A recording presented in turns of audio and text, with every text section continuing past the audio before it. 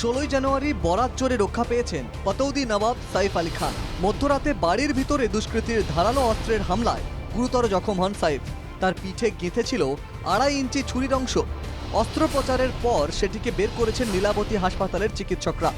লীলাবতী হাসপাতালে সাইফ আলী খানের অস্ত্রোপচারের জন্য কত খরচ হলো? অভিনেতার মেডিক্লেম ইন্স্যুরেন্স বিল সোশ্যাল মিডিয়ায় ভাইরাল। সাইফের চিকিৎসার জন্য মোট খরচ হয়েছে 35,95,700 টাকা।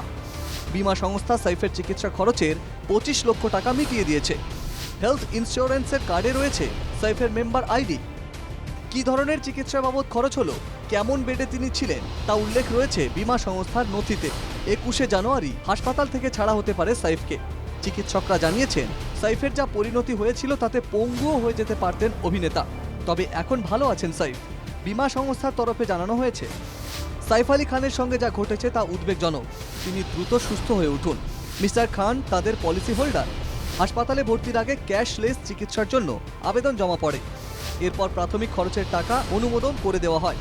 চিকিৎসার পর ফাইনাল বিল জমা পড়লে বাকি টাকা দিয়ে দেওয়া হবে। শনিবার লীলাবতী হাসপাতালে যান সাইফ আলী খানের মেয়ে Sara Ali Khan. Bureau report, NKTV Bangla.